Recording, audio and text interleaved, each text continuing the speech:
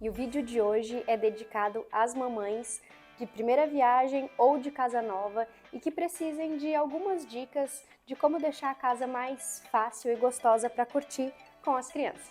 E essas dicas são dicas minhas que a gente tem aplicado com os nossos clientes, tem funcionado para que realmente a gente tenha tempo de qualidade em casa e que a casa possa servir a gente e não a gente servir a casa. Deixar mais tempo para eles e para a gente se curtir também.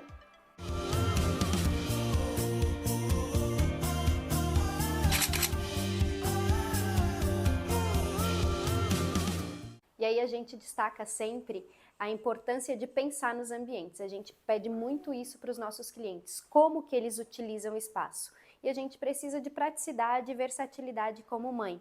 A gente gosta de ter o domínio do espaço e é importante que ele se molde a gente ao que a gente vai fazer dentro dele ao longo do dia. E aí é um exemplo nítido que a gente vê em várias casas também, é que a criança ocupa muito da sala de estar. Então a gente tem que ter essa sala confortável, que seja segura também para a gente estar cuidando, mas que de noite você vai receber uma visita, por exemplo, e ela esteja organizada. Então a gente tem que pensar nessa praticidade e nessa mudança, né, do espaço ao longo do dia. E com essa deixa, eu já dou aqui uma outra dica. Quando a gente pensa nesses espaços, toda mãe gosta, né, de controlar o ambiente, é um ambiente controlado e por isso a integração de espaços nesse caso é muito legal, porque se eu estou na cozinha, eu consigo estar monitorando e observando o que as crianças estão fazendo ou o que elas estão necessitando. Isso, como mãe, me dá uma sensação de conforto muito maior, de segurança dentro do espaço, de domínio mesmo. E aí também a importância de circulação, né? Criança em espaço pequeno começa a ficar muito ansiosa. As mães também, confesso. Então, uma boa circulação pensada para que tenha essa integração nos espaços e as atividades não entrem em conflito, isso é muito bom. Por exemplo, no espaço de TV, né, se a criança está ali assistindo e existe uma circulação constante na frente da televisão, ou se ela está no espaço de brincadeira, melhor ainda, e fica aquela circulação constante, isso atrapalha o momento da brincadeira, a criança fica estressada e a mamãe fica estressada também. E não vamos esquecer que praticidade com criança também está integrado com materiais, né? O material que você vai ter em casa, não só com criança, mas uma mãe que já tem filhos adolescentes, que já tem filhos mais velhos, quer passar mais tempo com a família e menos tempo para casa. Por isso a gente deve eleger materiais que dê praticidade para a vida, né? Então, uma bancada de pedra, um material assim, procurar sempre materiais pouco reflexivos, onde tenha mais liberdade de não ficar refém dessa limpeza da casa, dessa higiene, manutenção. Crianças pequenas, a gente procura evitar um pouco os tecidos mais claros ou os tecidos com dificuldade de limpeza nos estofados, por exemplo. São sempre questões que a gente incentiva e pensa junto com os nossos clientes quando eles trazem alguma necessidade, quando eles gostam de tons mais claros em estofado, por exemplo, então a gente busca um estofado com mais facilidade de se adequar àquela criança naquele dia. Tintas laváveis, isso é muito importante. Muita gente opta por utilizar tinta fosca, por exemplo, mas saiba que em algum momento aquela parede pode virar uma lousa.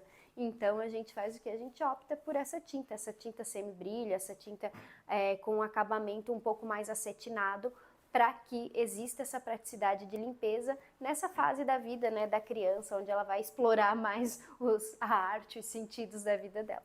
Pedido muito comum no escritório para as mamães e que eu sinto também como mãe é ter segurança dentro do espaço.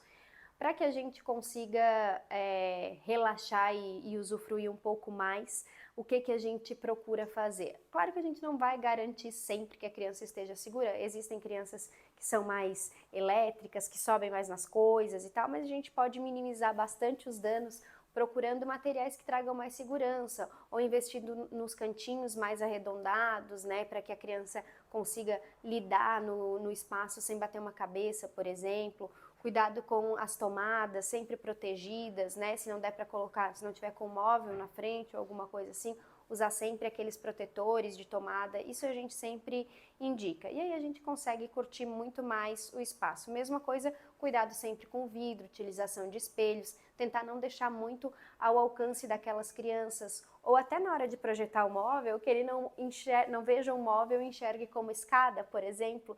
Aquela criança que gosta de escalar, com certeza vai ter essa brilhante ideia, e aí é melhor a gente evitar.